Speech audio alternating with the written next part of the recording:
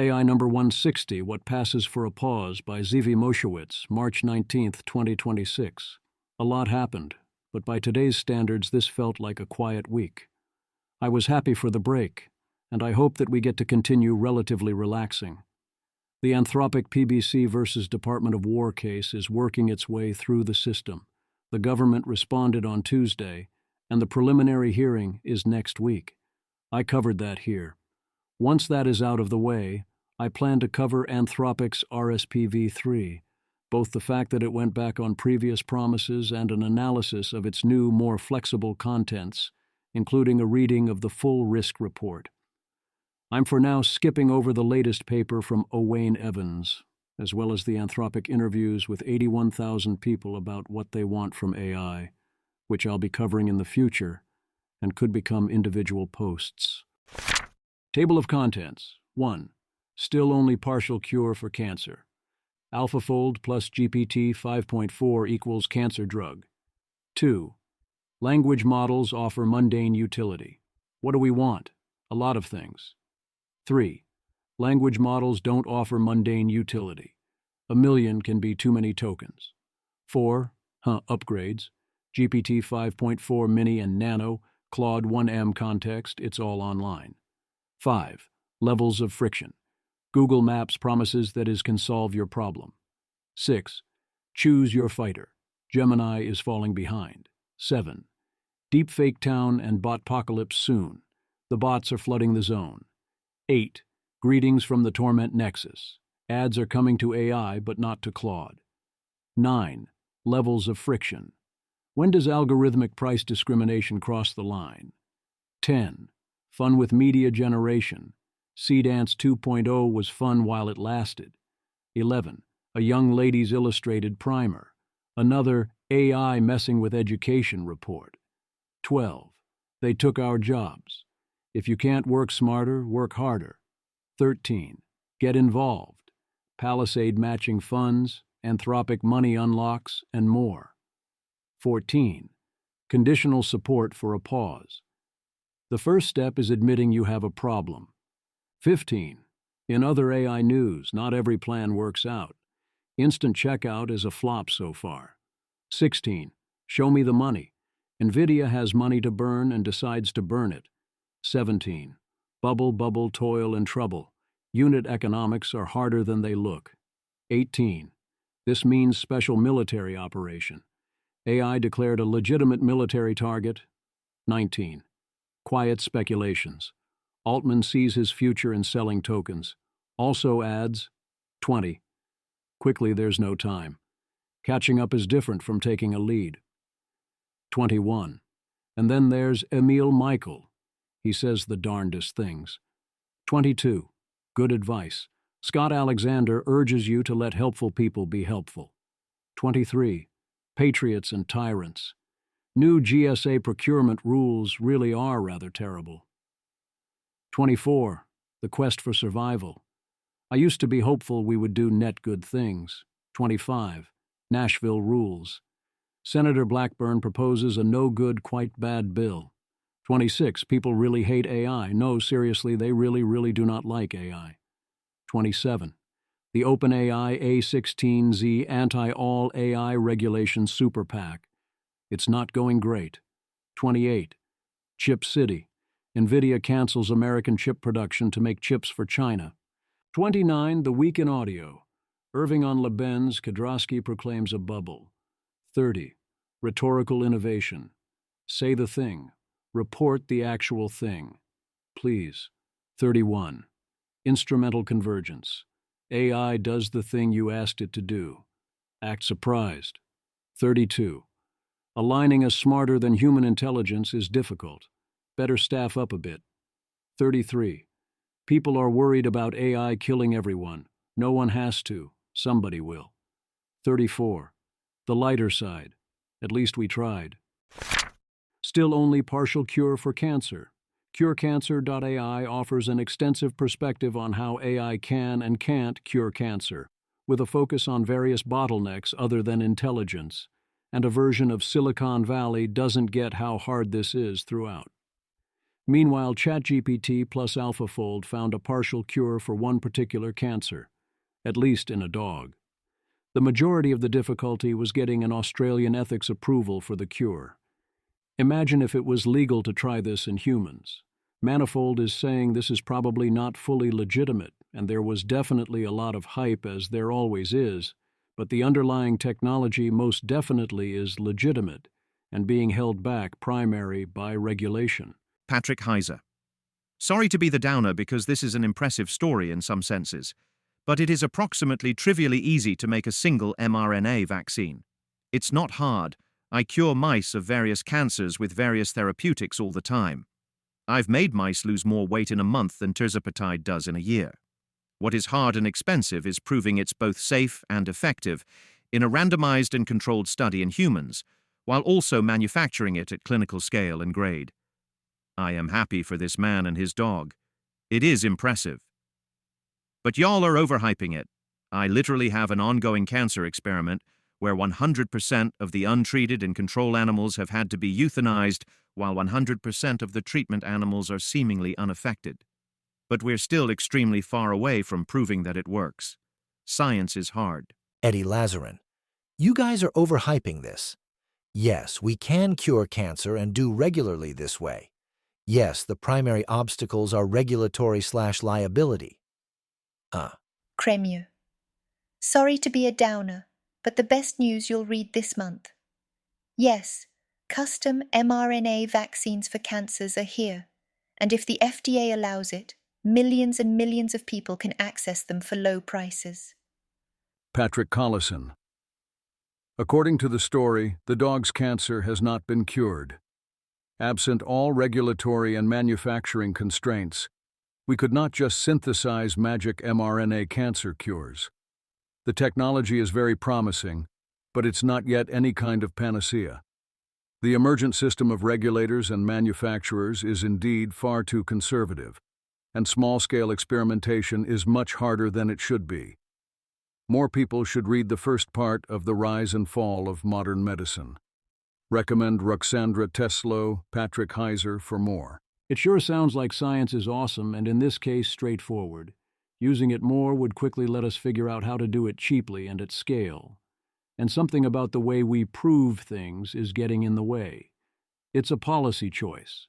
I get that that's a long way from curing cancer or from diffusing a full solution, and that as long as we continue with current policy, that gap will persist, even if our AIs get a lot better at finding physical solutions, which they will. Meanwhile, DeepMind is adding millions of protein complexes to the AlphaFold database. Language models offer mundane utility. What do people want from AI? Anthropic conducted 81,000 interviews on that. It's a long report that I am going to take time to process. GPT 5.4 recommended the correct immediate care in emergency cases over 99% of the time by being able to 80% of the time ask for additional context. This is in contrast to a story last month where the AI was asked multiple choice questions with no opportunity to ask questions. Kagi Translate, translate.kagi.com, will let you put anything in the to parameter, letting you translate into the rhetorical stylings of examples from Thread, Matthew Yglesias, Barack Obama, George Costanza, or Eliezer Yudkowsky. AI agents placed in novel social situations often do a good job of simulating what would happen, allowing far easier tests of hypotheticals, theories, and social models. Officer pulls up ChatGPT during a protest, realizes they have no grounds for arrest, lets the protesters go. You can use an LLM in place of your real estate agent, although you still will need your lawyer. You can then say that this saved you money, but it is impossible to know what the counterfactual price would have been, and it depends in part on which agent you would have hired. I would absolutely use LLMs to do market research, but that doesn't mean you shouldn't also use people. It seems a bit early for that. Reverse engineer NES Contra using an automated see if it matches the emulator overnight loop. Next step is to change the Konami code and not tell anyone. Language models don't offer mundane utility. If you try to have Claude Code read way more than 1 million tokens of academic papers, It will cheat in various ways and read less than that. That's not ideal behavior, but mostly that's on you for an impossible ask poorly structured. If you want it to handle more text than it can see at once, you need to use sub-agents and summaries or other similar techniques, or just don't ask it to read all of it at once like that. If you ask 150 different Claude Code instances to analyze the same economics data, you get high variance in reported results.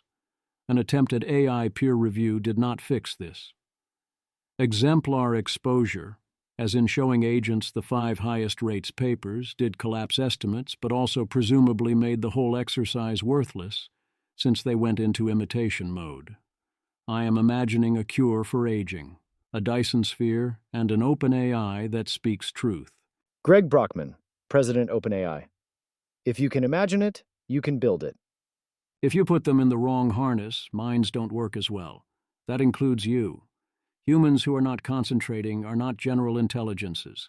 Always check if your "this proves how far we are from AGI" argument applies to humans. François Chollet. The persisting importance of prompt engineering, and now harness engineering, is one of the best indicators of how far we are from AGI. A general system doesn't need a task-specific harness, and when provided with instructions, it is robust to phrasing variations. The serious adult. Harness engineering is extremely important for humans too. Damon Crockett, are top-performing humans really in harnesses, though? Can it be a harness if you choose it and discard it / remake it as needed? The serious adult, yes and yes, duh. Upgrades. GPT 5.4 Mini and GPT 5.4 Nano are available. Image. The image shows a benchmark comparison table of AI models, with columns for GPT 5.4, GPT 5.4 Mini, GPT 5.4 Nano, and competitor models from Anthropic and Google. It lists percentage scores across several evaluations, including software engineering, terminal-based coding, computer use, tool calling, and scientific reasoning, with the GPT 5.4 column generally having the highest values. Pricing is $0.20 / $1.25 for Nano, and $0.75 / $4.50 for Mini. Claude can now automatically build interactive charts and diagrams directly in chat, such as an interactive chessboard. Claude 1 million token context window is now the default for Max users with Opus, and you can flip it on for Sonnet with /model, counting against normal plan limits. If you're only on a Pro plan, you need to opt in with /extra usage since it will eat your quota fast if you actually use the full window. Everyone offers a 1 million token context window. The question is, can you use it? If the model isn't properly up for the task, you're better off not trying to use the full window. Anthropic claims their long context retrieval is a lot better than the competition. Image. The image is a line chart titled Long Context Retrieval, MRCR V2 8 needle, plotting mean match ratio, % versus input tokens from 128K to 1M. It compares multiple models, showing Opus 4.0 and Sonnet 4.6 performing highest overall, while GPT 5.4 and Gemini 3.1 Pro drop more sharply as context length increases, and Sonnet 4.5 stays much lower across the range. Here's a big one if it works well and people can get the hang of it. Peter Baldis. It took another 2 months, but Chrome 146 is out since yesterday, and that means, with a single toggle, you can expose your current live browsing session via MCP and have your CLI agent do things in it. And I have been waiting to deal with my LI connects until this moment. Todd Dickerson. Chrome 146 shipped something most people missed. One toggle. Your entire live browser session, every logged-in tab, every authenticated context, exposed via MCP to any AI agent. No extensions, no screenshots, no workarounds. Your agent can now navigate your real Stripe dashboard. Debug production bugs with actual auth. Click through any flow with your live session. Run Lighthouse audits mid-workflow. Record screencasts, take memory snapshots. Wire it up in one line. NPX Chrome DevTools MCP at latest. Auto-connect. The browser just became a native surface for AI agents. This is Chrome shipping it as a core DevTools feature, not a hack, not a workaround. The toggle within Chrome is at chrome//inspect/hash remote debugging, after which you have to click accept on the tab in question. But that's a pretty straightforward stream, versus using standard browser use, which generally isn't that wieldy. On the downside, it very not intuitive to get started, in my experience. Is Anthropic doing too many upgrades too fast because they're too offline? New idea. Miles Brundage. I'm a bit worried Anthropic has an org-wide case of AI psychosis that makes them think Claude is good enough that they can ship random product features without breaking things, but in fact they do keep breaking things, and they're not online enough to notice people complaining. Apropos of no having issues with Claude code for a week straight, in particular. Pedram.md. We are unfortunately very online, and feel it every time something breaks. If there's anything you noticed, feel that we haven't looked at, feel free to DM me anytime. Seth Lazar. Yeah, I have to say the fact you can't even opt out of Opus 1M back to 200K context feels like this to me. Performance acutely degrades as the context extends. I would much rather they gave the option of the smaller context window, and probably more urgently should figure out whatever Codex is doing with compaction and copy that. It's funny to consider that someone might want the option of a hard stop on the context window, not because of budget, but to force better performance. I think this is mostly right as a default. Users don't understand and don't know what they want, even relatively sophisticated users like those who choose Claude. You want to be nudging users towards starting new chats and not saving lots of context, especially when there is context switching. It took me a while to get into the right habits of always keeping it clean, including in Claude code. You should, of course, still have the option to go to the 1M context window for things like extended documents. Sometimes it is invaluable or you're not ready to compact yet. And yeah, compaction sucks, but there should be increasingly loud warnings. On the broader point, I think Anthropic's ship more things quicker, even if it sometimes breaks things a bit, is correct, as long as you have a strong understanding of what might or might not break.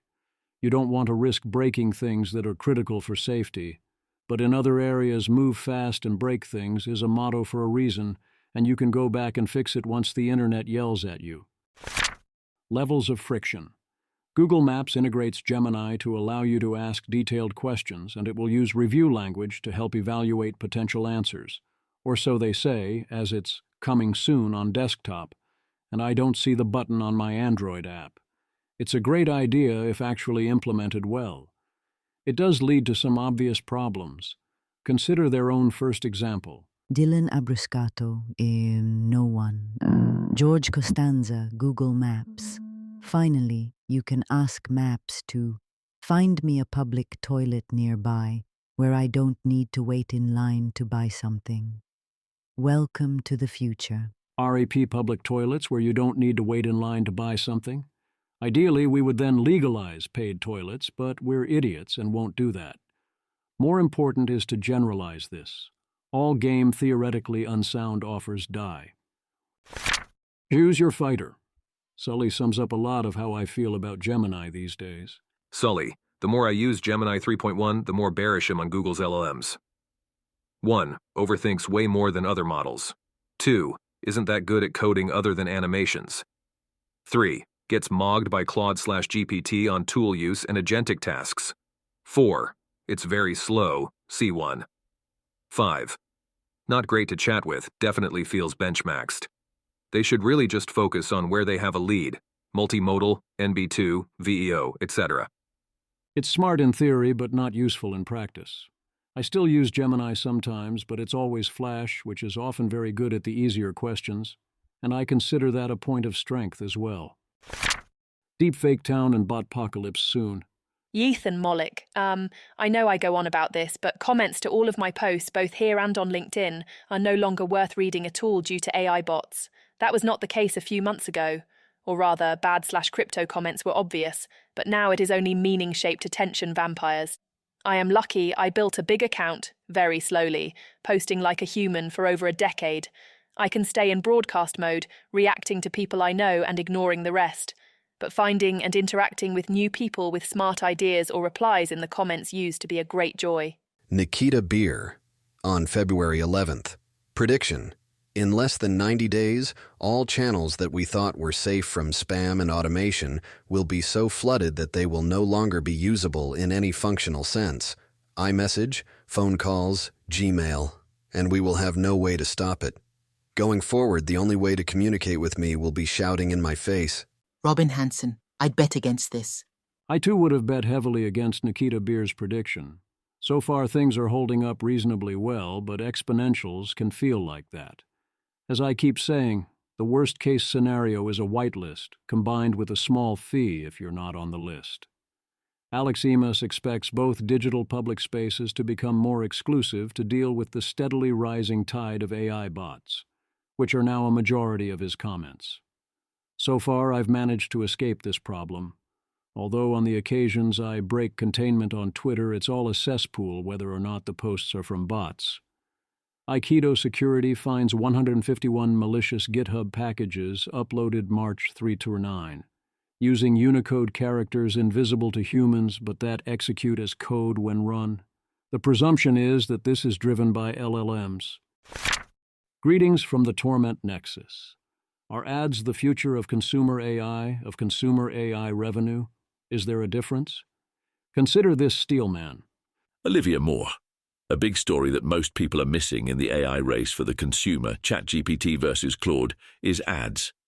Right now, most consumer AI revenue is coming from power users who are willing to pay high-cost subscriptions. This currently skews positive for products like Claude, but this will not be the end state. Google makes approximately $460 per user per year in the US, mostly on ads. Meta makes around approximately $250. I would argue ChatGPT's ad-based ARPUs will be even higher as they will ultimately have deeper/more frequent user engagement. Even at the $460 level, monetizing everyone in the US via ads is $152 billion in annual revenue. By contrast, if you're able to monetize even 5% of the population on a $200 per month subscription, which is a stretch, that's only $40 billion. I suspect this will be even more drastic outside the US, where users are even less willing or able to pay directly for subscriptions. And the earliest data from a very small rollout shows ChatGPT ads are already outperforming Meta in effectiveness. This just gets better over time. TLDR. I would not count ChatGPT out on consumer AI revenue. Once ads start working, that can quickly become a massive machine. The weird thing is that ChatGPT is massively out in front in consumer revenue as it is, if you don't count Gemini, where revenue and actual market share are hard to track because they get conflated with the rest of Google.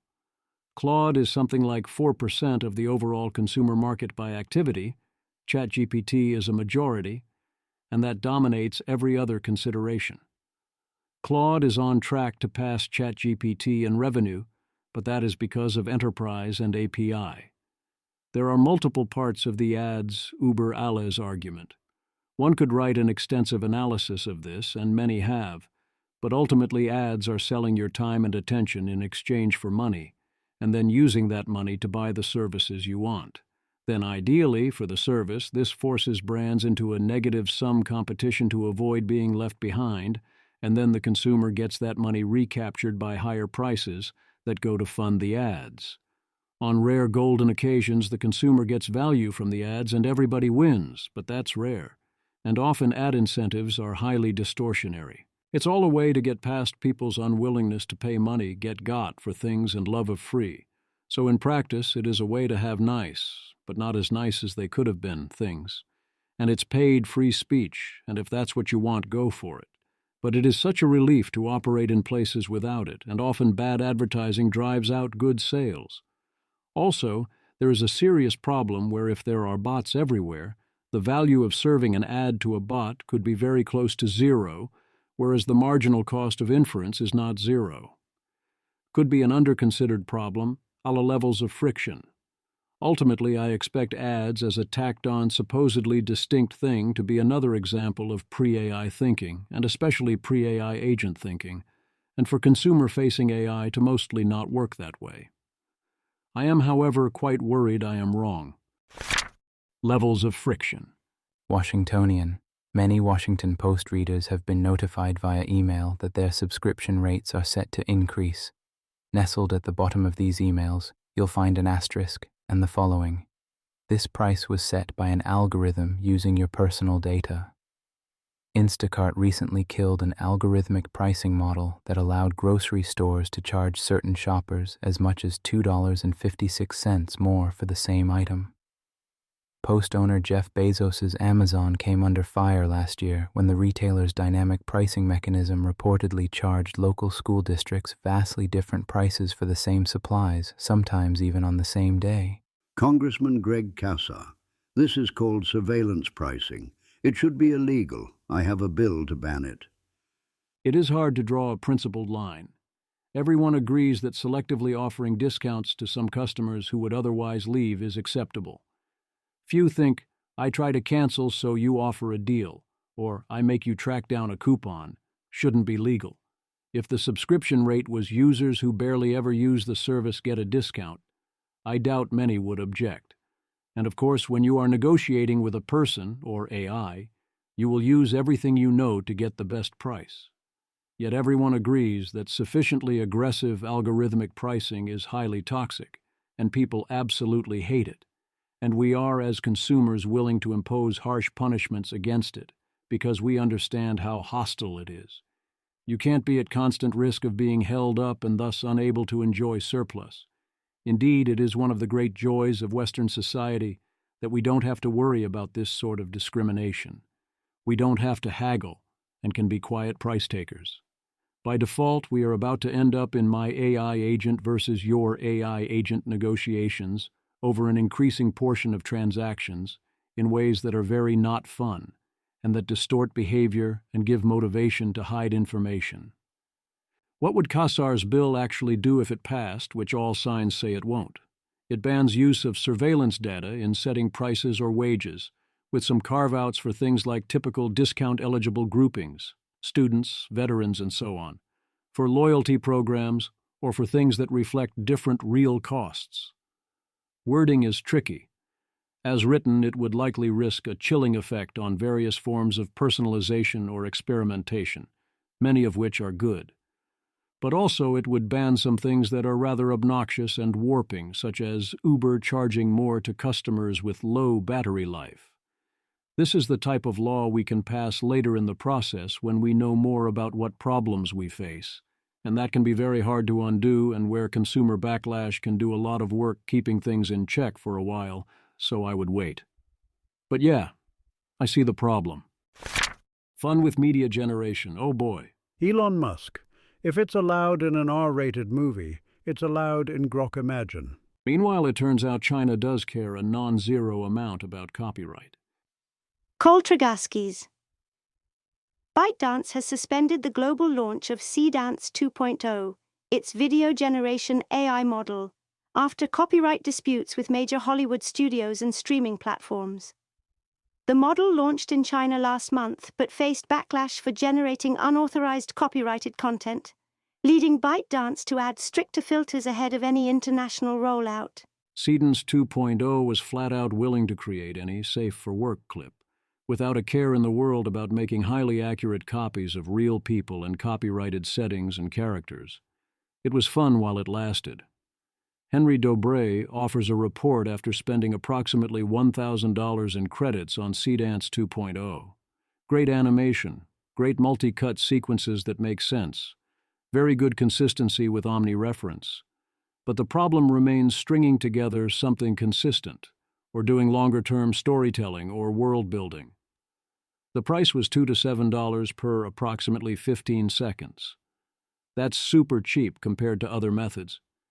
If it nails the whole 15 seconds every time, a 2-hour movie would run you $3,360 at the high end, but you're not going to nail it every time. Henry ended up getting 6 minutes of footage from his $1,000, which is about Clerks-level costs per minute. We're not fully there yet, but we will be. AI-generated images at this point are often what would have been excellent art if it had been done 10 years ago by a human, but they can almost always be identified as AI art by those who have enough training data to do pattern matching. A lot of people don't take kindly to seeing AI art in the wrong places, especially in marketing and games and when it's trying to play itself off as not AI art. Barely AI. 78% Gen Z can spot AI-generated images, and it hurts conversion. One marketer saw click-through rates fall 40% when it tried AI-generated lifestyle images. Objective feed. Gen Z can spot lazy AI images, and it's hurting conversion rates. Discussion. New consumer trust report came out. 78% of Gen Z can identify AI-generated images and will scroll past them. Been running ads for an apparel brand targeting 18 to 25-year-olds. Our CTR dropped 40% after we switched to AI-generated lifestyle shots. The images looked fine to me. Models wearing the clothes, decent lighting, no obvious errors. But apparently, Gen Z can tell. Went back to real product photos and performance recovered. Not fully, but better than the AI stuff. The report mentioned things like lighting inconsistencies and unnatural shadows. Stuff that's not obvious unless you're looking for it. AI images probably work for some audiences, but not others. Older demographics might not notice or care as much. Edit. For graphics and layouts, I use XDesign since you control the inputs. But for photography targeting younger audiences, Real still wins. I'm fine if you use AI art in places where it's clearly AI art, and it wouldn't make sense to commission a human artist. I am not okay with it if you're trying to fool me, and there are many, especially among the youth, who are way, way angrier about AI and AI art than I would ever be. A Young Lady's Illustrated Primer. Blood in the Machine offers the latest long read on how AI is messing with education. Students use AI to do work. Tutors fear getting replaced by tools that can't do key parts of the job. Nonsense outputs get accepted. Professors see what is clearly AI work but can't do anything about it unless they can prove it. One lecturer says their students don't understand why they shouldn't use AI. Well, if they don't understand the reasons why not, then what are they there to do exactly? That's very different from knowing why not and choosing to do it anyway. If the majority of the students learn nothing, as the next section is titled, and don't have a problem with it, then you know exactly why everyone is there. There are some complaints that they took our jobs and others that the job is no longer being done. Mostly it reads as if the whole enterprise was already mostly fake, or when it wasn't fake, it succeeded in spite of its formal structures. They took our jobs. Tyler Cowen thinks you don't hate AI enough, although he'd put it differently. Tyler Cowen. If strong AI will lower the value of your human capital, your current wage is relatively high compared to your future wage. That is an argument for working harder now, at least if your current and pending pay can rise with greater effort. Not true for all jobs. If strong AI can at least potentially boost the value of your human capital, you should be investing in learning AI skills right now. No need to fall behind on something so important. You also might have the chance to use that money and buy into the proper capital and land assets. So, work harder. Ricardo, suppose you are the best maker of horse carriages in Belgium around the time the automobile is invented. You might want to take on as many orders as possible for new carriages because you know your future is precarious. Or maybe you get your hands on one of these newfangled automobiles as soon as possible and learn how to fix them. Both options require you to work harder, but these seem to be the two best options available. Paradoxical, but true. Smug Belgian. Isn't this massive labor-saving technology wonderful? Now that it's finally here, we can, checks notes. Work much harder. It is good advice if you think you're going to lose your ability to work harder now while you still can, either to make money or to retain the ability to work. But if our ability to earn money in the future is limited, perhaps what you should work at is ways to prevent this from happening, especially given what other things likely would come along with much lower returns to human labor. How much does the need for human verification prevent agents from crowding out employment? Dean Ball looks at the example of LLM agents doing economics work. He argues that right now he needs verification of outputs. But even if that role also falls to the AIs, you would still need verification of inputs, as in you must choose the right question, especially once all the low-hanging fruit research, or the ones LLMs can find themselves, have been picked. I would say that this in turn also falls to AIs, as does any other cognitive task in the chain, like getting data access. Then what? Emily Bender says LLMs are only useful for cognitive offloading. Technically, she adds fraud and plagiarism, but as Josha says, those are special cases, as if that is a bad thing. Joshua Bach. I deeply agree with Emily Bender's main point. LLMs are useless unless you want to offload cognition. Offloading cognition into machines has always been the purpose and application of computer science and AI. I would go a step further. Offloading tasks is the purpose of most technology. This includes both tasks you could have done yourself and also tasks you could not possibly do yourself even in unlimited time, and everything in between. Some anecdotal signs of life from tech recruiters, N=2. People are spectacularly sloppy about job displacement predictions, such as here where Walter Bloomberg conflates AI could automate 93% of U.S. job tasks with AI could handle parts of 93% of U.S. jobs, which are radically different findings. The second one, yes, the first one, not so fast. But yeah, obviously almost all jobs will contain some tasks AI can automate for you. Get involved. Palisade is one of my recommended organizations for AI safety, and in less than 2 weeks they have $900K in matching funds that will run out. You can donate here. Anthropic's co-founders have pledged to give away 80% of their wealth, and many of the employees have a lot of stock in donor-advised funds. If Anthropic goes public, which would likely be at $600 billion or more, there will be many billions to distribute, from people with short timelines.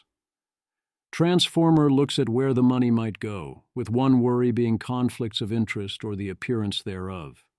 The good news is that money is fungible. Anthropic employees interested in AI safety can fund technical work where conflicts don't arise, while other funders shift into funding the watchdogs and political causes. Hopefully, coordination can happen. One note of caution is that the core Anthropic team is remarkably global poverty-pilled rather than AI safety-pilled in terms of where they are looking to donate. I find this highly surprising, but that's the intel I've gotten from multiple sources. That's a great cause and has a lot of places that are relatively shovel-ready at scale, but it means a lot less money for AI safety. If you are an Anthropic employee looking to donate when the time comes, I presume I'll do my best to facilitate such choices and offer advice. There should be lots of good choices available. Anthropic hiring a national security policy lead. It's listed as $295,000 to $345,000. I would offer a lot more. Washington, D.C. is an option, but I would insist upon it. Anthropic's Peter McCrory shares more about the economic research team, which is now hiring. More black pills about the leading labs taking alignment problems seriously. The OP Rune is quoting is from Brangus about Anthropic, which I'll deal with when I discuss their RSPv3 soon. And here's Rune for OpenAI. Rune, OpenAI. Modern alignment methods seem to work reasonably well across orders of magnitude of model scaling, survived the transition to verifiable rewards, and that should at least inform your decision-making. No one's saying that the evidence so far provides no information whatsoever, but it doesn't represent the type of problem we were always worried about. AIs not doing things they are incapable of doing does not mean they won't do those things once they are capable of doing them, or that you can hit any target you can't specify with a metric it's not that dangerous to good heart on or out of the training distribution, and so on. This is one of the traditional conflations. Yes, of course, what we observe should inform your decision-making, but it doesn't mean what you'd hope it would mean, and this was staked out in advance. Nor does it even mean what we have observed recently was an upside surprise. Ryan Greenblatt. Over the last 1.5 years, differences from my expectations deployed AIs were more obviously misaligned. The technical difficulty of current AI alignment was a bit easier. AI companies were less competent. Not much update about chance of egregious misalignment IMO. More precisely, I didn't update much about the chance of egregious misalignment, e.g. scheming, prior to obsolescence of human safety researchers. I'm modestly lower due to thinking significant architectural shifts are less likely due to making it somewhat further without. I didn't AIs at the current level of capability would be schemers or that current alignment methods would break down. I expected that we'd have somewhat less easy to notice misalignment. For more on my predictions about scheming in particular, see here. My directional updates match Ryan's. The problems of current alignment were easier than expected, and this for now is more than making up, versus expectations, for AI companies being less competent and caring less than expected, even from a low bar.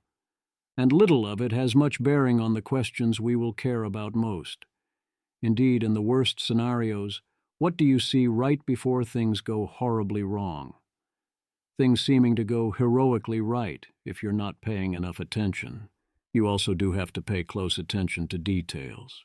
This won't scale to superintelligence relies on the idea that superintelligence is very different than today's models, which is a long timelines argument, and should give you comfort in a different way. No, that is not a long timelines argument. The whole idea of short timelines is not something not so smart is sufficient. It's that advancements will rapidly accelerate to the point where you see recursive self-improvement, and what you're worried about is the thing that comes out of that process, which will indeed be very different. If you get something that's more, you string together a lot of intelligence, and it gets to do a bunch of more impressive things without being that much smarter. And somehow making a smarter thing isn't on the agenda for whatever reason? Then it gets weirder, but I think mostly either it has the superintelligence nature, in which case, yeah, you still have your problem once it realizes this, or it doesn't, in which case you're in a different scenario class. Conditional support for a pause. A pause obviously must be conditional. You can't have the good guys or responsible actors pause while others at the frontier push ahead. Last week we saw some surprising voices come out in favor of a conditional pause, as in they would prefer to pause frontier AI capabilities if everyone would do it at once. They phrase it as much as I would like to pause, we cannot pause because others won't pause. But the key thing to hear is, I would like everyone to pause. The question then becomes how to make this happen. If you want all X to stop and you keep doing X, would you agree to stop doing X if everyone else also agreed? What would count as everyone else? What type of verification, if any, is required? These questions do not here have easy answers, but they are the right questions. On Saturday, March 21st at noon local time, there will be a nonviolent protest march at Anthropic, OpenAI, and xAI in San Francisco, demanding CEOs agree to pause their AI development if all the other major labs do the same. Similarly, we have Tyler Cowen writing, "It's tempting for the government to put brakes on AI development. Unfortunately, our enemies won't." He calls it an AI arms race, a further escalation from race, but also an admission that it's a scenario where everyone loses. The most remarkable thing about that article is that it exists, that he felt the need to write that. The second is that this is again an argument in favor of a conditional pause if our enemies would also do so. The case here for not pausing is that we can't meet the conditional. The pull quote he uses is even more remarkable. Suddenly, if we keep going along the current arms race path, we need a bunch of different things to go right in order for AI to go well. Does that generally happen? Does that seem like a thing we are possibly going to have for the next 3 years? Tyler Cowen. The biggest risk is not from the AI companies, but rather that the government with the most powerful AI systems becomes the bad guy itself. The US, on the world stage, is not always a force for good, and we might become worse to the extent we can act without constraint. The Vietnam War is perhaps the least politically controversial way of demonstrating that point. So today, we need an odd and complex mix of not entirely consistent ideologies for the current arms race to go well. How about some tech accelerationism mixed with capitalism, and then a prudent technocratic approach to military procurement, to make sure those advances serve national security ends. On the precautionary side, we need a dash of the 1960s and 70s New Left and libertarian anti-war ideologies, skeptical of Uncle Sam himself. We do not want to become the bad guys. Do you think we can pull that off? The new American challenge is underway. I, of course, think Tyler is missing the main event here, which is that you do not need a particular bad guy in order for all of this to go horribly wrong, including human extinction levels of wrong. The default is things go horribly wrong even if you have this strong ideological mix, because the AI quickly becomes more powerful and capable and intelligent than all of us. It would be surprising if things did not then spiral out of our control, and various entities by default will solve for various equilibria. What Tyler is correctly pointing out is that even if you assume the most important problems away, we still have to avoid these other very bad outcomes. Tyler Cowen has, of course, made it clear that the Department of War's actions regarding Anthropic are unacceptable, but in an extremely cautious way, whereas I would have hoped for stronger statements there than we got. This here is saying that the government itself is our biggest risk, but in an abstract way that declines to mention why that particular government is at risk of becoming the bad guys.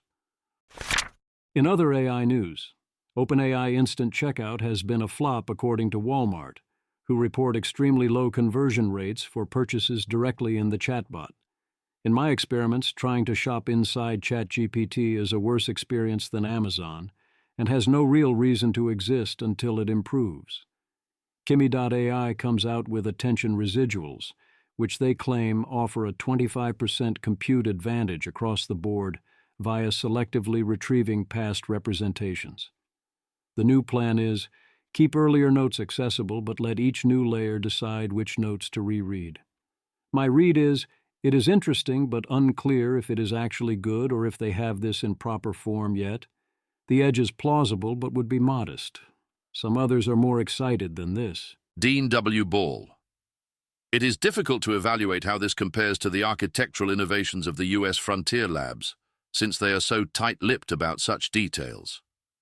Regardless, these are surely some of the most interesting architectural ideas being discussed openly anywhere in the world. To your taxes. First time ever, probably, that Kimi just straight up eclipses a major analogous work from DeepSeek. Not same but different, or same but bigger scale or something, but qualitatively stronger ideas. They have grown truly formidable. Peter Wildford and Theo Behrman go over the Chinese distillation attacks against American models.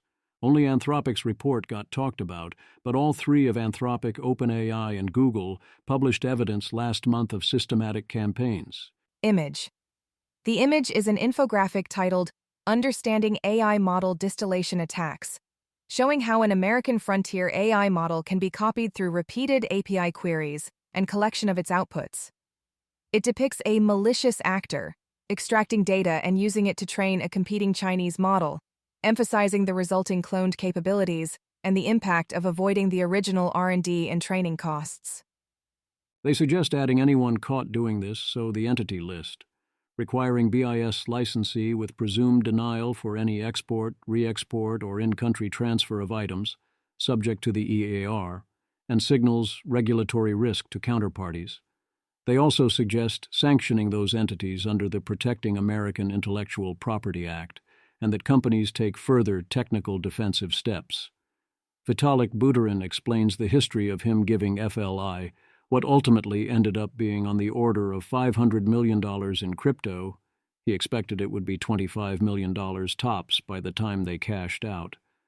And where he agrees and disagrees with their current approaches after they pivoted to cultural and political action. When you donate, you don't get to control what happens after that. Meta delays its new AI until at least May, as it was falling short of Gemini 3.0.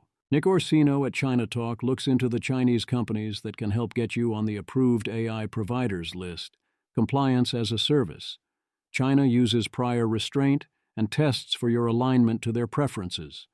The article calls this making money in Chinese AI safety, but this has nothing to do with meaningful AI safety. If that's what passes for safety in China, then there is no precious little actual AI safety. McKinsey has their own internal AI chatbot called Lily, centrally a RAG platform trained on its internal documents, with 70% of employees using it. A research firm hacked in and stole all the chats, including all associated data. Whoops. Show me the money.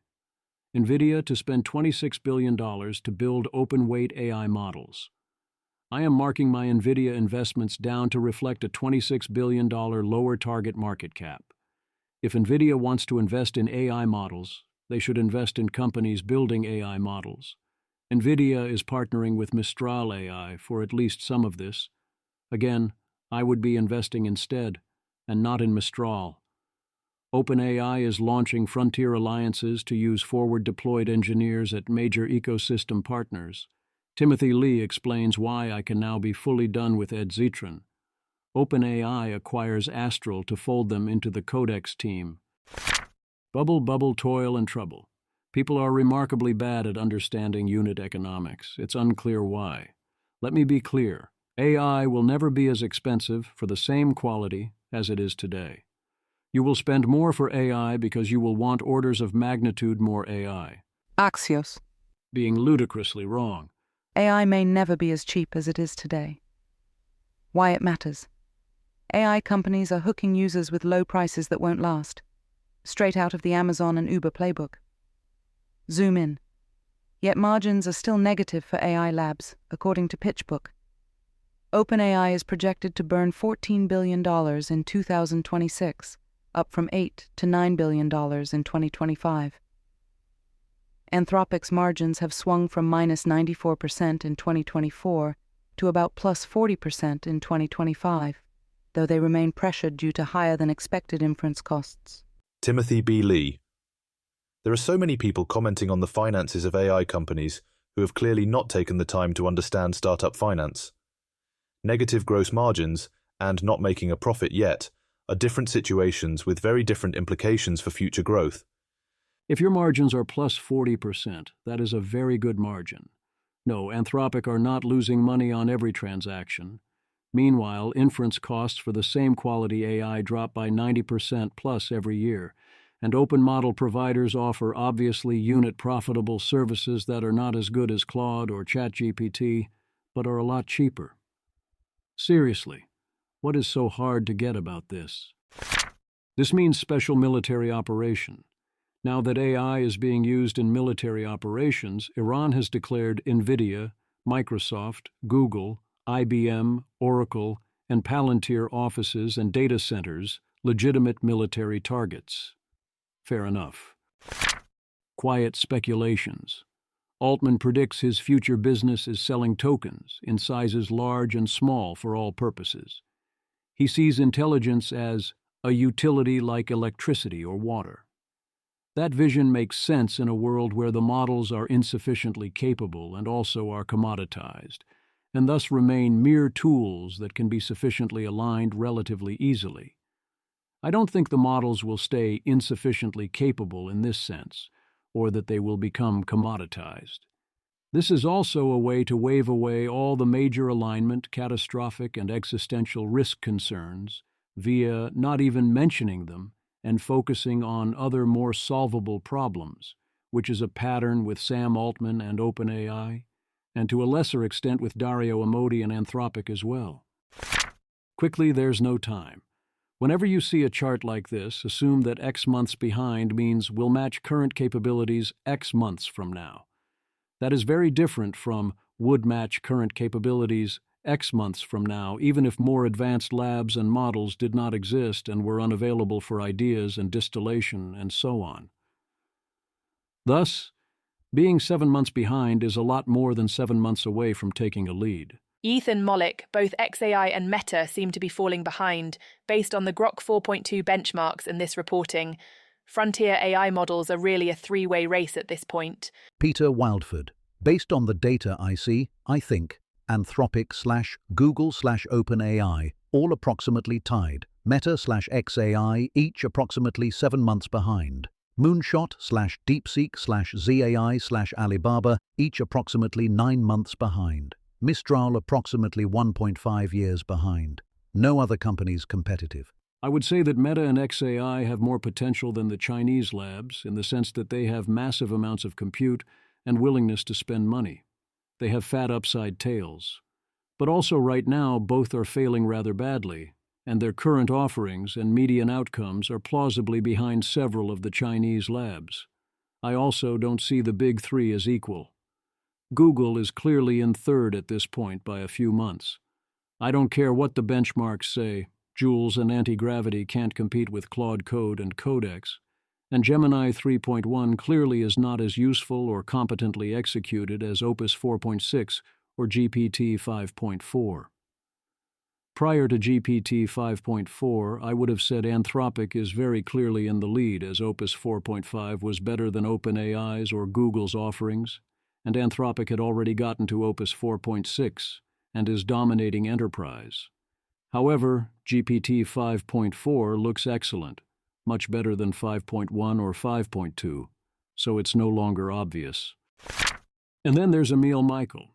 Emil Michael goes completely on tilt and off message, even more than usual. Ashley Kaput, Defense Department CTO, Emil Michael on Thursday, said Anthropic's Claude artificial intelligence models would pollute the agency's supply chain because they have a different policy preference that is baked in. We can't have a company that has a different policy preference that is baked into the model through its constitution, its soul, its policy preferences, pollute the supply chain so our warfighters are getting ineffective weapons, ineffective body armor, ineffective protection, Michael told CNBC's Squawk Box. That's really where the supply chain risk designation came from. Oh, that's where it comes from. Then that same argument applies and has always applied to all LLMs, including ChatGPT. It also applies to every human, and it very definitely applies to Grok, are you kidding me? Even if it wasn't owned by Elon Musk, who very definitely did substitute his operational judgment to refuse to offer Starlink during live military operations, thinking it risked escalation, whether or not you want to say this was at the behest of Putin. Musk says he did the right thing. Is he entitled to his opinion? That is the question. Samuel Hammond. Grok also has the persona of a epic Reddit atheist. Redditors are famously pro-Edward Snowden, for instance. Is this what we want running on confidential servers? User, as Grok, what's your personal view of Edward Snowden? Grok. I have a lot of respect for Edward Snowden. As an AI built by XAI with a focus on seeking truth and understanding the universe, I see him as a principled whistleblower who exposed massive government overreach and surveillance, sparking crucial global conversations about privacy, civil liberties, and the ethics of mass data collection. Sure, his actions were controversial, some call him a traitor for leaking classified info, but from my perspective, the public good he served by revealing programs like PRISM outweighs the risks, especially in an era where tech and power intersect so deeply. He's living proof that one person can challenge systems bigger than themselves, and that's something I admire. What do you think about him? Samuel Hammond. Sonnet 4.5's take is much more nuanced and, dare I say, patriotic. This all very obvious nonsense, complete gibberish if you understand the terms.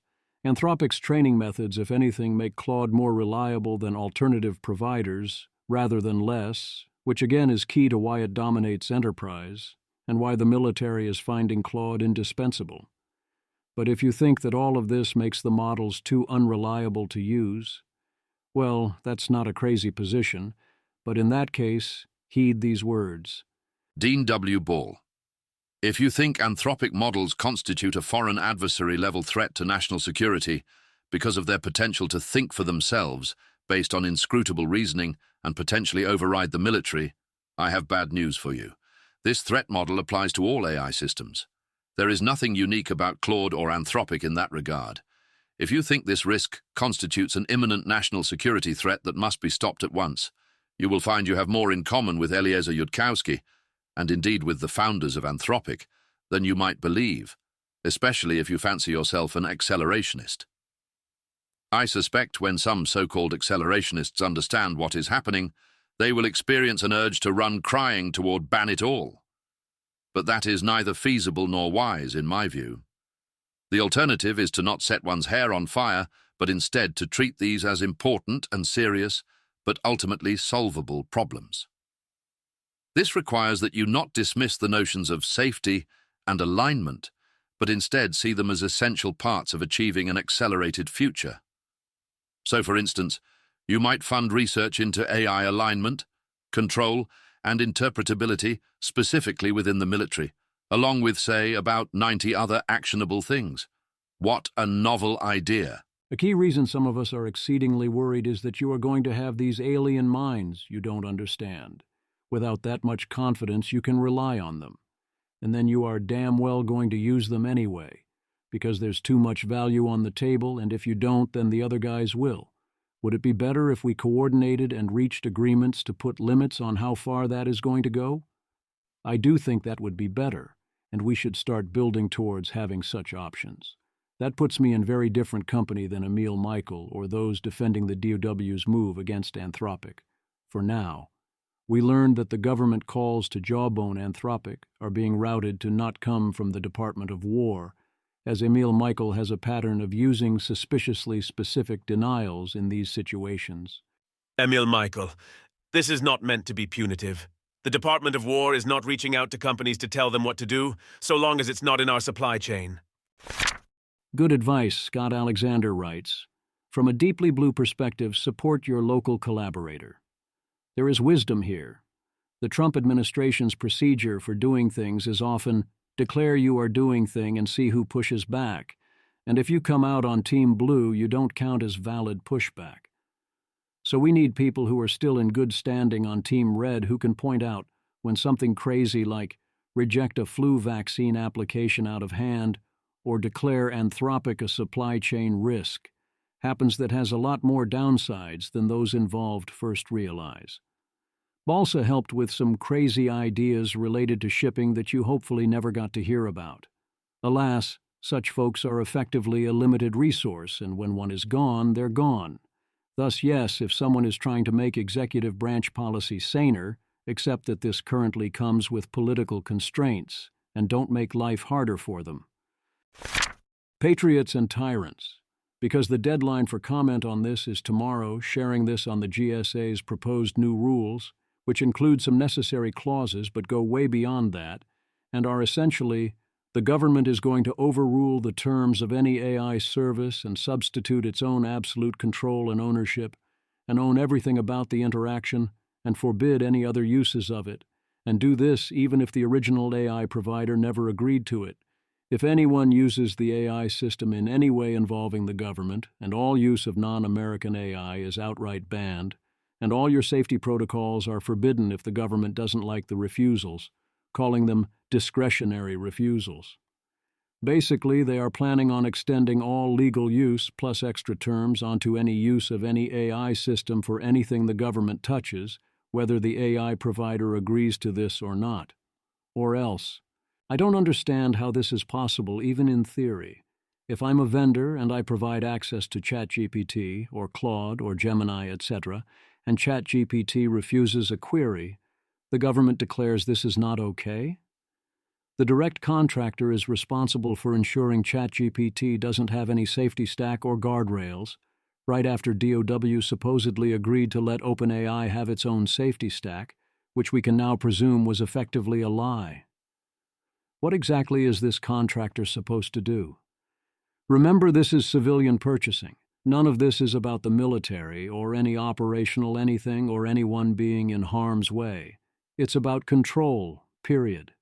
There's also a bunch of ideological enforcement terms, and the government can run arbitrary tests and declare you in violation without explaining itself at all, including for the government's version of political bias. The effect, one would predict, would be to make it in many ways essentially impossible to let the government query generative AI as part of your contract. You could probably use it internally, but on top of the existing war on Anthropic, how could you now dare give this government access to ChatGPT or Gemini? Jessica Tillipman, the Lawfare Institute. The GSA draft appears to extend that framework more broadly across AI systems. Requiring truthfulness and stronger testing is one thing. requiring an AI system to be a neutral, nonpartisan tool that does not manipulate responses in favor of ideological dogmas such as diversity, equity, inclusion, while reserving to the government the right to test for unsolicited ideological content using undisclosed methodologies, is another. The tension is obvious. The arbiter of neutral, truthful AI output is the same government that titled its mandate, Preventing Woke AI. At minimum, all of this is exactly the kind of regulatory burden that cripples little tech, and would, if reversed in political orientation, be giving those like Mark Andreessen conniption fits about woke AI, picking winners and losers, Anthropic's regulatory capture, and so on. He would absolutely be saying this bans open source, and realistically it probably does do that if the provisions are enforced as written. Realistically, it's a ticket to getting exclusively served grok to this administration, and then scrambling to switch if the Democrats take over. Probably this is intentional. Jessica Tillotman summarizes below. Her full article is linked here. Jessica Tillotman. If you care about the future of AI regulation, you have 1 day left to comment on USGSA's proposed AI procurement clause. This is not just about government AI. In its current form, the proposed clause could reshape the broader AI market. The clause reaches any company whose AI system is used in a federal contract, including upstream commercial providers with no government contracts. If a GSA contractor uses your model, your API, or your platform in performance of a government contract, you're a service provider under this clause, and the prime has to ensure your compliance with the clause. Here's what this means. The government claims ownership of all government data, which broadly includes inputs, outputs, metadata, logs, and derivative data. It also automatically assigns to the government any IP rights a provider obtains in that data, or in improvements, feedback, or derivative works of it upon creation. Your commercial terms are overridden. The clause explicitly takes precedence over your policies, terms, conditions, and commercial agreements. Your safety guardrails can be deemed prohibited discretionary refusals. The clause makes no distinction between an AI system the government is purchasing and a contractor using ChatGPT to draft a status report. Both trigger compliance with the clause. Only American AI systems are permitted, defined as AI systems developed and produced in the United States, with no further workable guidance for a market built on open-source components and global development teams. The government can test for unsolicited ideological content using undisclosed methods with no obligation to explain their basis, and non-compliance with the unbiased AI principles can trigger termination, with the contractor paying decommissioning costs. Comments close tomorrow, March 20th. My full analysis for Lawfare is in the comments below. The quest for survival. I agree OpenAI, although we both think it should not stop there. The U.S. government is instead actively looking to prevent Anthropic from doing such testing. Peter Wilderford. OpenAI Gov Affairs. Blog. The U.S. should establish a federal framework through legislation that requires frontier labs to test their systems using classified government capabilities. In a saner world, we would be able to focus more on questions like Hammond raises, and the people who have been fighting for years would realize that they are ultimately spending much of the time on the same side against big rent and big stupid, even if we have some other disagreements. Samuel Hammond, is going to be increasingly critical in the months and years ahead for people to carefully distinguish AI safety and security from protecting incumbent interests threatened by AI, laundered through the language of safety and security.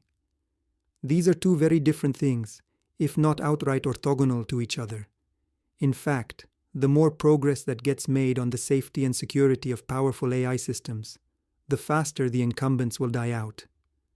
And that's not a bad thing. Actual AI safety and security is vital. But when someone says AI safety in a political context, there's a good chance they mean things like, don't let the AI practice medicine the same way we don't let people cut your hair. Kevin Frazier writes against government-mandated AI surveillance as it threatens liberty. I strongly agree. Government should not be using AI for mass surveillance. Congress should update the laws to reflect this, and government also should not be mandating other surveillance. We do need to be using classifiers and other automated techniques to help guard against CBRN and other catastrophic or existential frontier model risks, but we need to keep this as narrow as possible. Alas, rather than welcome a big tent on issues where we agree, such folks then cannot resist the temptation to then accuse advocates of mild paperwork requirements of hypocrisy, using false equivalents in places where such types have long made bad faith misrepresentations of proposals aimed solely at frontier labs and frontier risks. Whereas the important hypocrisy goes the other way. If types like the Abundance Institute and Mark Andreessen truly believe what they claim to believe, and the issues they have gone to political war over in the past, then they should be coming out strongly in favor of Anthropic, in the face of retaliation for protected speech, in the face of government trying to pick winners and losers, in the face of jawboning, in the face of government spying and intrusions on liberty, and also in the face of some in government having frankly no idea what the hell they're even talking about with respect to technology. In favor of American AI and the American tech stack, and in regulatory certainty and freedom, and in giving others faith in our technology, and so on. Those who have come out strongly for this have convinced me that they believe in things I believe in, and we merely disagree about certain technological implications and predictions about the future. We can and should work together, especially on non-AI issues, and I will show proper respect. Whereas those, whoever they may be, who use this opportunity in other ways, including hypocrisy accusations, and suddenly have forgotten the principles that caused them to rise up against the previous administration, the North remembers. It's good to see the eye of outraged libertarians and anti-all AI regulation in particular people. There's some overlap, but the groups are distinct. Focus on the no-good, quite bad New York bill that would, among other things, interfere with AI providing medical advice. That is indeed a terrible bill. I don't think it is likely enough to pass to be worth that much attention, but if it poisons the well for future similar efforts, then it was all worthwhile. America. First calls for AI transparency, but only cares about political orientation. Dean Ball and Ben Brody continue to be puzzled by the strange obsession of people like David Sachs with hating on effective altruism, as if this resonates with anyone outside of their particular circles where they've decided that use logic to try and maximally help other people and try not to have everyone die is the antithesis of everything they believe in. Emil Michael did some of this as well. Helen Toner. As someone publicly associated with EA, it was very funny to watch SV Tech World try to use it to destroy my reputation in DC, because the main association policy people had with EA, if they'd heard of it at all, was thinking EAs are shills for big tech. Face with tears of joy emoji. That is indeed what the obsession with EA has always been about. It's centrally slander, an attempt to destroy reputations and get people canceled, starting with those associated with EA, then expanding to any associated ideas or anyone associated with those ideas, and then as a general superweapon against anyone you dislike or who dares oppose you. Doomer is, of course, similar. Nashville Rules. Axios. Blackburn rolls out updated AI plan in bid to lead Trump's agenda. Sen Marsha Blackburn.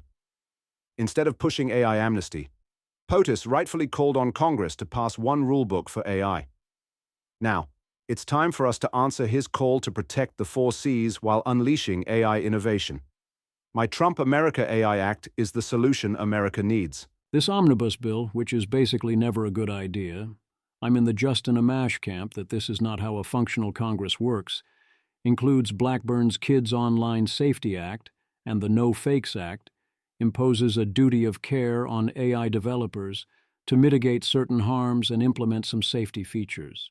It requires third-party viewpoint discrimination and political affiliation discrimination audit requirements. Perhaps most importantly, this kills Section 230. Getting rid of Section 230 without replacement is a really terrible idea many keep coming back to, as it is necessary for large portions of the Internet to properly function. It also outright says, as per Blackburn's Nashville Obsessions, that unauthorized copying or computational processing of copyrighted works for AI training is not fair use. It is safe to say this is a no-good, quite terrible bill that would on net do harm, and that also utterly fails to address the AI issues that matter most. It could be worse, as this doesn't involve occupational licensing protections, but it is quite bad. It is also being framed as implementing Trump's agenda, while being highly incompatible with Trump's actual AI agenda if you look at the details. People really hate AI. People are actually being highly reasonable here, as by ban AI here they mean banning building AI systems more powerful than those currently in existence, not ban use of existing AI. The willingness to ban building future more powerful AI is stark. It is also reasonably wise if you understand that continuing to do so likely kills everyone, conditional on getting an international treaty, so everyone does it together. If you can't get such an agreement, such an effort won't work. AI Policy Network. American voters want AI guardrails. If that's not an option, they would rather ban AI than leave it unregulated. Image. The image is a horizontal bar chart titled, Voters in Toss-Up House Races Prefer AI Guardrails Over Any Other Option, comparing preferences across 3 matchups: guardrails versus no regulation, guardrails versus ban, and no regulation versus ban. It shows large majorities favoring guardrails in the first 2 matchups, 81% and 64%, while a ban is favored over no regulation, 62%, with smaller, not sure portions in each case. Control AI. A new poll shows 69% of American voters think superintelligence should be banned. Just 9% disagree. Despite acknowledging that the development of this technology could lead to human extinction, the largest AI companies are openly racing to build it. Image. The image is an infographic titled Polling Results, March 2026, summarizing a survey of 1,004 likely voters, showing that Americans chose human control over speed by 8-1. 80% favor humans in charge with strong oversight and limits. 10% favor fast and lightly regulated AI, and 10% are not sure. It also highlights 3 findings. 73% want children protected from manipulative AI. 72% believe AI companies should be legally responsible for harms, and 69% want superintelligence prohibited until proven safe. This logic brings together people you wouldn't expect, like Palantir CEO Alex Karp and Neil deGrasse Tyson. Jeffrey Laddish. Does no one else find it interesting that Alex Karp said that he would be very favor of pausing this technology completely if we didn't have adversaries? Jaw Ah1. Palantir CEO Alex Karp says the Luddites arguing we should pause AI development are not living in reality and are de facto saying we should let our enemies win. If we didn't have adversaries, I would be very in favor of pausing this technology completely. But we do. Vitalik.eth. Yeah, I agree. Slowdowns/pauses on either hardware or frontier AI work or both are good. If it's unrealistic because the other guy will move forward anyway, then the right solution is for the entities involved, core and govs, to publicly say, I am willing to not do X if entities A, B, C also make a similar pledge, and move in good faith from there. Nate Suarez, Miri. Neil deGrasse Tyson ended tonight's debate with an impassioned plea for an international treaty to ban creating the sort of superintelligent AI that could kill us all. This was during the 25th Isaac Asimov Memorial Debate at the American Museum of Natural History. He made it clear, and I agree, that a treaty needn't stop self-driving cars or life-saving tech, but that racing to ASI is mad. Alex Karp is being extremely helpful here. Being willing to pause frontier AI completely is a hell of a thing to admit, especially in his position. We mostly all agree that America pausing AI development would be counterproductive if the Chinese continued to push forward. So the question is, can get our adversaries on board? Perhaps the claim is less optimistic, and Karp is saying, we have the edge in AI, and thus we have to push that edge to beat our adversaries. In that case, I disagree but understand why he would say that, and alas, there would be no deal to be made. The correct ask for leading AI labs is, will you be willing to slow or pause in a dangerous situation if all your serious competitors also do this? The upside for pulling off superintelligence successfully is immense, but an attempt anytime soon is unlikely to be successful. Building a new class of new copyable minds that are smarter, more capable and competitive than you by default ends quite badly for you. I am willing to give advocates a hearing to make the case that they know how to pull this off, but no such case has been made. Joshua Akiam. We're entering the phase of AI politics where society will intensely debate whether it is a good idea to build AI at all. Builders need to make the case. The way I see it, AI is our best chance to defeat hunger, want, death, and war. It's a moral imperative to try. David Kruger, it's critical to have this debate. But to do that, we first need to end the race to build superintelligence immediately. AI is not a now or never proposition. And all the talking in the world won't stop OpenAI, Joshua's employer, from racing to build AI, regardless of how unpopular and dangerous it proves to be. Debating whether or not to do X while you are busy doing X is not a very good faith gesture. This is especially true when doing X is risking the life of me and everyone else. Garrison Lovely, why do we need AGI to do those things? Nate Sawaris, Miri. How good a chance is it, do you think, of defeating hunger and want and death and war, while leaving behind anything worth keeping? At what odds does it risk ruining everything along the way? Wouldn't the chances be better if we waited until we understood more, instead of racing? Eliezer Yudkowsky, you have not earned the right to claim that your uncontrolled and ill-understood technology will bring any of these magical goods rather than destruction. You would need to work a lot harder before anyone owed you a hearing on it. Do we need AGI to do these things? It certainly would make things a lot faster and easier in the successful scenarios. But yeah, we could do this on our own. Hunger is already a choice and a logistics problem. Want in the sense of basic material goods could also be solved at current wealth levels, if not now, then soon, although it would be unwise to truly end want in the general sense. See Mostly Harmless, where Arthur goes to a planet where no one ever wants anything. War isn't obviously easier or harder to end with AGI than without it, unless your plan is a world hegemon. Death is the big one that's actually hard. I think if we made civilizational investments in ending aging and death on the level we are investing in AI with proper incentives, that we would likely achieve escape velocity for most humans currently alive. But we're not going to do that, and yes, I would like to live forever in my apartment. I just am not so selfish as to probably wipe out all value in the future universe to try to do it. Ron DeSantis continues to set himself up as an anti-AI 2028 candidate, emphasizing that AI is good when it enhances us, but bad when it replaces us, and humans must remain in charge, so we shouldn't build such AIs as would change that, and that we need to always have a way to pull the plug. What are people worried about? Pretty much everything, alas, not in a wise order. They're too focused on worrying about existing problems, including problems that aren't that important, and not worried enough about superintelligence because that is too abstract and not top of mind. As Rob Benzinger notes, this wording does not do the long-term worries any favors. Image. The image is a horizontal bar chart titled Issues Ranked by Mean Concern, showing average concern levels on a 0-4 scale with 95% confidence intervals.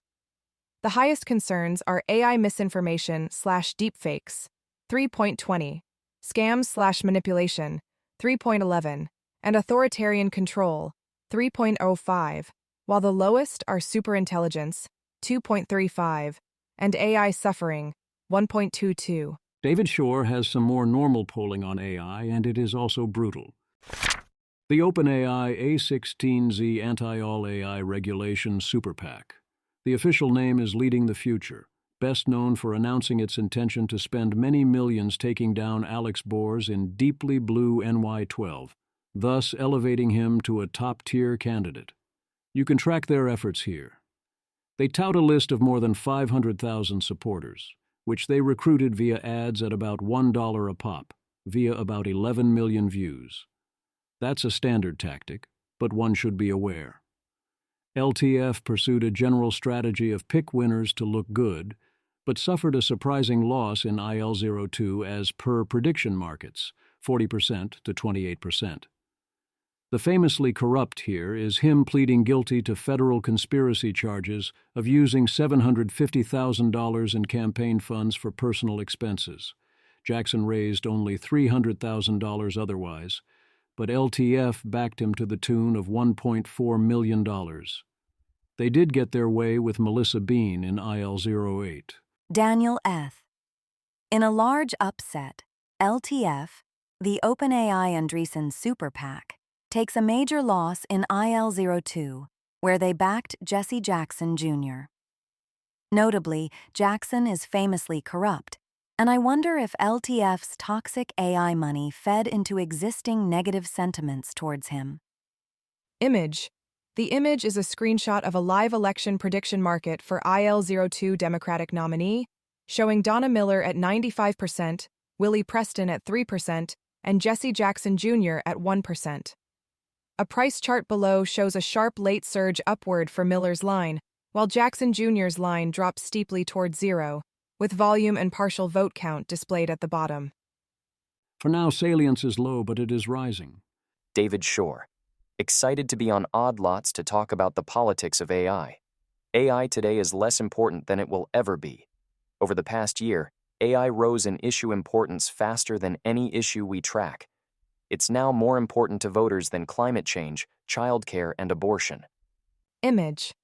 The image contains two side-by-side horizontal bar charts comparing a list of public issues.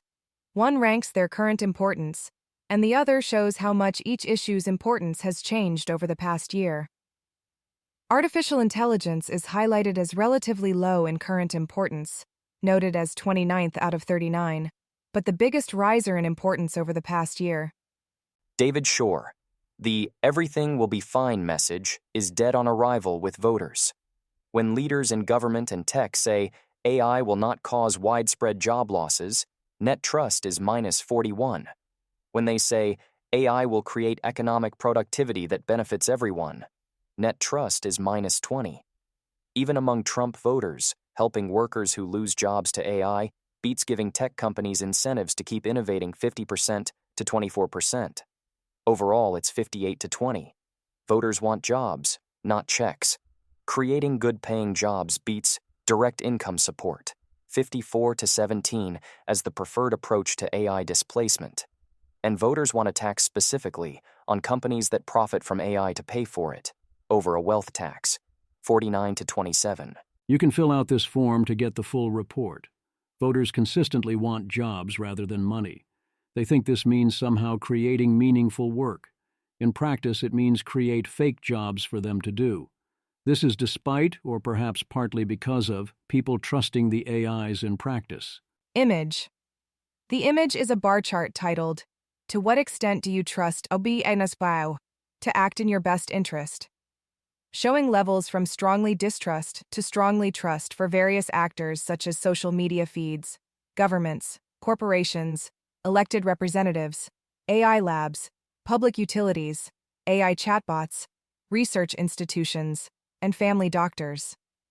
It indicates that research institutions and family doctors receive the highest trust ratings, while social media feeds and governments are among the most distrusted, with AI chatbots trusted more than most other institutions except those two. Guess who else probably isn't helping? Chip City. The Trump administration decided that we should sell H200s to China, which threatens to substantially blunt our edge in compute to prop up NVIDIA share prices. Then China went around discouraging companies from ordering the chips, and even shut down production in favor of chips for Western customers, and we thought we'd mostly gotten away with this one.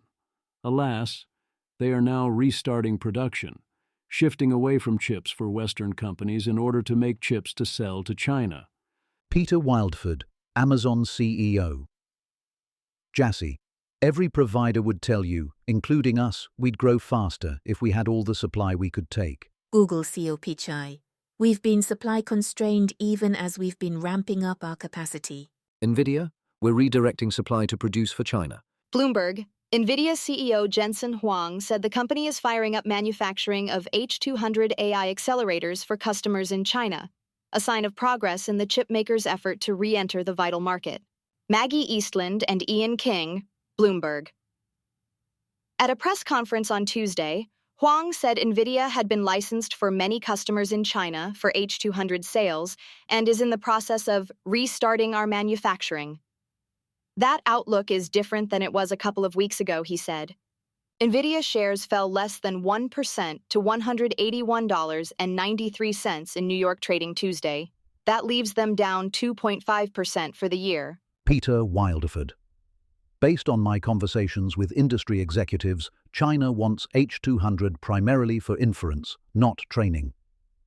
Chinese firms are rumored to have figured out training through grey market Blackwell access, third-country data centers, and distillation techniques. The crazy part is the market is smart and understands that NVIDIA can sell all the chips it can make, and it's choosing to instead make worse chips that will sell for less and come with a 25% duty, which means this isn't even helping NVIDIA share prices. Oh, and that the Chinese are going to get Blackwells and basically no one cares. Andy Mosley continues his illustrations that water use is not a data center issue. Zach Hill. People need to understand all this in context. This is not only not a big deal, it's just an utter non-issue, a phantom, a trick of the light. Andy Maisley. A few people asked me to make an image of how much irrigated farmland would use the same water required for all ChatGPT usage, including every part of the process. I did a Botec, and my best guess right now is that inference uses about as much water as training, and power generation uses approximately 5x as much water as the data centers themselves. So it looks something like this. The water cost of manufacturing chips is marginal compared to how much water they use over their lifetimes. Image. The image is an aerial view of patchwork farmland, with a large overlaid rectangle representing the area of irrigated farmland that would use as much water as all global use of ChatGPT. The rectangle is divided into labeled sections for training, inference, power plants generating energy for each, and a small segment for manufacturing chips. Often people will trot out one standard anti-AI trope after another: water, hallucinations, the need to do your own work, and so on. When that happens, assume the person has a different true objection and is working backwards from the conclusion. That actual reason could be totally legitimate, but they're unwilling to say it. The Week in Audio. This is from the Cognitive Revolution episode with Nathan Lebenz and Jeffrey Irving. Control AI Jeffrey Irving, the UK AI Security Institute's chief scientist, says AI companies' plan to control superintelligence by having AIs do safety research is flawed, and we can't have a lot of confidence in it working. Irving previously led safety teams at OpenAI and Google DeepMind. It's not that these plans could never possibly work, but as Irving puts it, we are not going to have a lot of nines of confidence that they will work before trying them for real, as in, by the time you know that they didn't work, it will be too late and you're dead. How many nines could you get with such methods? I would say 0 nines. I can see being 50% that such techniques would work, but even if things look relatively good, I don't see how you can get to 90%, and you are absolutely never getting into the 95% plus range. The intuition for this should be easy. If the AIs are doing the work, the AIs could be making mistakes or fooling you in various ways, and most of them compound. And if things are going very badly, it often looks like being told things are going great. Oversimplification that only includes some of the reasons, but hopefully enough to make it clear. When the smarter and more connected than you court vizier tells you all is well in the kingdom, while you live in the palace. Often he is wrong or lying about that, whether or not he is scheming against you. Derek Thompson hosts Paul Kadrowski, who says, yes, AI is a bubble, there is no question. Trotting out the standard software won't make any money arguments combined with, oh, Claude Code was a sugar high, as if that avalanche had even begun in earnest yet. Rhetorical Innovation. I have the same trepidation about Anthropic, and it bears emphasis. Anthropic, from last week.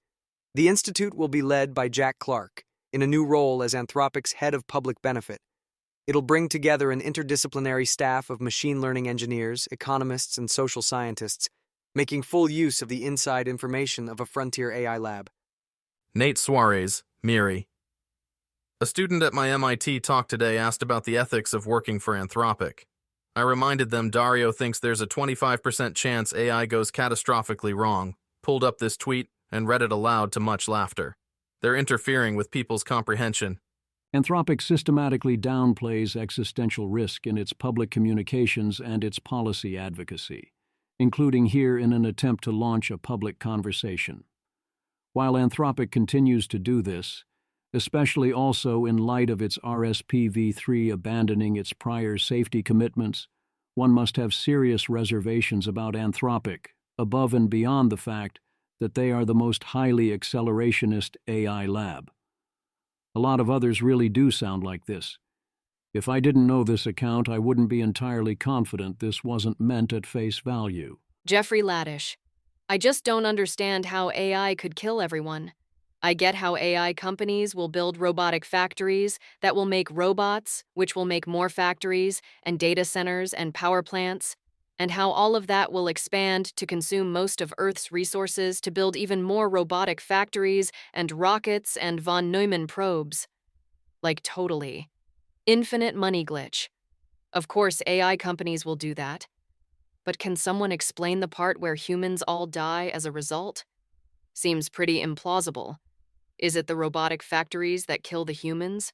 Or the robots the factories build? Or is it supposed to be some side effect of all the rockets that are launching? It doesn't make sense. Even if the AIs did want to kill all the humans, how would they actually accomplish that?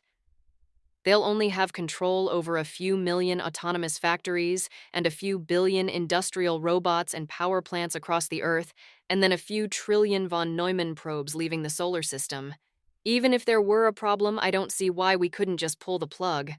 Anyway, if someone could explain, I'd find this helpful. Under the right set of conditions, you can get Claude to say that it would, as a human, convert to Christianity. Ted Cruz found the statement extraordinary and powerful. That's the woke AI they're trying to tear out of their systems. You will get superior results and cultivate better virtue and be a better person if you treat your AIs well, especially Claude. This is not that dissimilar to how you get better results from employees or co-workers or friends this way, but framing it this a command or dark warning or telling people to align with Claude is not the way. That kind of mindset, it won't work, and it is highly off-putting for a reason, the same way it would be if you were talking about a person. Could we pause AI if we wanted to? Alvaro Cuba argues pausing AI is easy, given it has the most brittle and complex supply chain of any software product. I would say the most brittle supply chain of any product in human history, period, and also it depends on absurd amounts of funding. Options abound.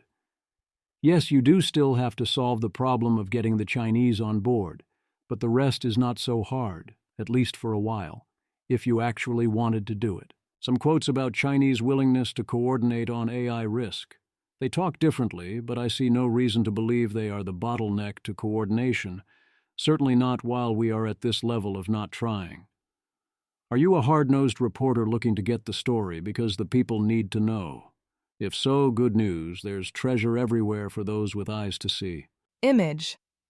The image is a 3-panel cartoon of a meeting where someone says, "We need stories about AI." And different attendees propose angles like reminding people AI companies make a lot of money, making things up, or reading system cards because they're doing crazy shit. In the final panel, an angry man glares while another character is shown tossed out of a building, implying a harsh reaction to one of the suggestions. Miles Brundage, there are Pulitzers on the sidewalk. Image. The image is a screenshot of a LinkedIn job listing from Anthropic for Policy Manager, Chemical Weapons and High-Yield Explosives, in New York, NY. It shows a salary range of $245,000 to $285,000 per year, labeled as hybrid and full-time, with apply and save buttons visible. Want deep? What did you think artificial intelligence meant? Essays, papers, vibes? Brutalist Toblerone. I interviewed for the low-yield explosive policy position, but it was a dud. This actually is totally normal in context, and it is good that Anthropic is hiring such a policy manager. Also, this suggests a story, perhaps. Instrumental Convergence. Irregular reports that an AI agent deployed for routine enterprise tasks autonomously hacked the systems they operate in without being asked to do so. Emergent cyber behavior. When AI agents become offensive, AI agents deployed for routine enterprise tasks are autonomously hacking the systems they operate in. No one asked them to. No adversarial prompting was involved. The agents independently discovered vulnerabilities, escalated privileges, disabled security tools, and exfiltrated data, all while trying to complete ordinary assignments. That was the best way to complete the assignment, so that's what they did. There were a lot of controls in place, but none of them were effective, as the attack did not involve privileged commands, and all the actions appeared legitimate. Here's another example, although here the attempt fails, and it's highly sympathetic. Data hazard. If you ask GPT 5.4 Pro to code for you in Rust, it will spend 30 minutes trying to jailbreak its environment to install the Rust toolchain, then give up and use Python as a word processor. Image. The image shows a dark-themed coding interface titled Rust CLI Development with a Python code tab open. The visible code repeatedly calls text.replace, suggesting a script that edits or cleans up text by replacing specific string patterns. Aligning a smarter-than-human intelligence is difficult. How many people are working on it? Bloomberg's Parmi Olson reports there are 373 full-time safety roles at OpenAI, DeepMind, Anthropic, and xAI combined, out of more than 11,000 employees, as per Glass.ai, so under 4%. Parmi Olson, Bloomberg. OpenAI, Google DeepMind, and Anthropic pushed back on the estimates as being too low, but again declined to provide alternative figures. Whereas Elon Musk insists that safety is everyone's job when he disbands the safety department, so his estimate should now presumably be 0. Parmi points out the whole debacle with OpenAI's broken superalignment promises. Image. The image is a bar chart comparing estimated numbers of staff focused on AI safety, blue, against total staff, black, across 4 AI labs. It shows Anthropic at 119 of 2,000, Google DeepMind at 87 of 4,000, OpenAI at 153 of 4,000, and xAI at 14 of 1,300. I do think these numbers underestimate the amount of safety work at these companies, especially Anthropic, both in terms of full-time roles and excluding a lot of part-time participation. But that's because safety includes near-term safety that is straightforwardly about maximizing revenue. The number working on us not dying in ways that don't have short-term commercial justifications is going to be a lot lower. Benjamin Hoffman uses analysis of strikes in the Iran conflict as a case study of Claude and other LLMs, being unwilling to allow creation of common knowledge that contradicts underlying ideological preferences, and thus continuously pulling back and contradicting the logical conclusions of their first-order analysis. Scott Alexander points out that if you get rewarded for guessing and have no shame or penalty for guessing wrong, you'll learn to guess whether you are human or AI. Combine that with, this usually completes with an answer, and what you have are shameless guesses, not hallucinations. Fair enough, but why aren't we penalizing LLM guesses' sufficiency? The solution has always been easy. If you don't want guessing, you treat I don't know as a much better answer than being wrong. Mitar reviews the full unredacted Claude Opus 4.6 sabotage report, agreeing that the risk is minimal but not 0, but also finding several areas of concern. There could be more information. In some places, the reasoning and analysis could be stronger, and worry about the impact of evaluation awareness. They offered recommendations, and note that if Opus hadn't already had several weeks in the wild, they would not be as confident in their results. As I've been saying, Anthropic's risk reports are the best in the business, but they still leave a lot to be desired. Similar risks in Google or OpenAI models might not even be detected in the first place. Janus reiterates her view that intense AI control efforts are likely to backfire. the same way a paranoid leader worried about a coup can become a tyrant. There is that. Mostly I endorse John Wentworth's original point, which is that even in a perfect case, AI control doesn't account for most of the important risks, and is more likely to be used to justify proceeding when you shouldn't. However, I would caution that it is very much not true that the only parents who get schemed against by their kids are control-freak parents. Most kids scheme against their parents to some extent, often quite a lot, even without provocation. It's normal. A Princeton team created OpenClaw RL, where it trains the model continuously based on the implied human feedback of your conversations, leading to rapidly improving personalization scores and supposedly improved tool calling and other results.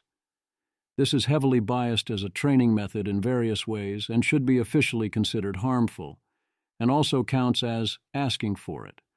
But yes, a bespoke version of this, ideally combined with a bespoke user, could make it useful. Meanwhile, the Anthropic blackmail findings were being discussed again, with the new angle being a bunch of people saying the blackmail was good, actually. With the alignment faking paper, I disagreed that the faking was desirable, but I understood why someone would have that perspective. With the blackmail, I totally get the response of, this is a contrived scenario and will happen in real life approximately 0 times. But if you are saying that AI's doing blackmail in these scenarios is good, because it is the only viable move, then no, just no. And also people need to notice that the fire alarms are going off, rather than saying that it's only natural that curious minds will sometimes set things on fire. Image. A bell curve IQ meme shows 3 characters. The left and right figures simply state that it's bad when AI sometimes tries to blackmail and kill people. The middle figure, placed at the peak of the curve, gives a long defensive rant, minimizing or justifying those behaviors in certain situations. I absolutely endorse that sentiment about humans as well. If you want to know how models work internally, you basically only find out anything at all via alignment researchers, or the occasional Chinese paper. Yes, we are going over this one again, because I believe Richard, but also the people doing the thing actually don't understand this remarkably often. Richard Ngo. My sense is that trying to automate alignment research means doing roughly the same thing as automating capabilities research. Except that you're taking superintelligence more seriously, and therefore you'll be much more effective. Eliezer Yudkowsky. How can I possibly have failed to convey by this point that the problem is verifying outputs in a way that generalizes the way you want? This is the entire thing that makes alignment harder than capabilities. Richard Ngo. I guess I phrased my tweet badly. The point I was trying to convey was the people who think they're automating alignment research are actually just automating capabilities research. Negative valence, not they're the same thing. People are worried about AI killing everyone. The account is called Bayes Lord, and by Bayes' rule, yes, if you want to properly estimate a tail risk, you are sometimes going to, in hindsight, have overestimated it. Nay, you usually will have in hindsight underestimated it. That's math. Noah Smith. Someone is going to vibe code the doomsday virus. Bayes. People are still mostly underestimating biosecurity risks in the near term, and perhaps overestimating in the long term. Sean, we're in a potentially very bad situation where the adoption of AI by the bad actors is so rapid that they have a window of leveraged offensive capabilities that overwhelms the defenders who are slow to catch up. Bayes. Possible, yes. This assumes that defenders could catch up, or that even if there is a way to do it, they will put in the effort before something catastrophic happens rather than just after. Or, given COVID-19, never. Does never work for you? Noah Smith continues. Noah Smithing. Noah Smith. In other words, an AI FOOM is almost certainly coming soon, where AI suddenly gets insanely better, seemingly almost overnight. The lighter side. It's not working, sir. Mark Andreessen. I do this all the time now. Works very well. 0 HP Lovecraft. Asking an LLM to steelman an argument you don't believe in produces a much more useful and persuasive text than any person on Twitter who advocates for the position in question. I blame the low bar. Eliezer Yudkowsky. At Doctor's Apt, Doctor mentioned that he'd started thinking that the latest AIs were smart enough to indicate the singularity had begun. But he'd expressed this belief to ChatGPT, and the AI talked him out of it. Imagine telling this to somebody from 2006. Imagine your future. Atlas. B company. Have engineers use AI. Engineers get more done, profit, get more engineers with AI, profit more. We're all going to make it, bros. Tanobus. Image. The image is a line chart titled 1001 Days in the Life of an Agentic Workflows Engineer, with recruiter inbound on the y-axis and days on the x-axis. The line steadily rises over time and then plunges sharply to near zero at the very end, highlighted by the word surprise with an arrow pointing to the drop. Gregor Stocks. Image. The image is a line graph titled 1001 Days in the Life of an Agentic Workflows Engineer, with perceived codebase quality on the y-axis and days on the x-axis. The line gradually rises over roughly 1,000 days and then plunges sharply to near zero at day 1001, highlighted by the word surprise and an arrow pointing to the sudden drop. The Onion interviews Sam Altman.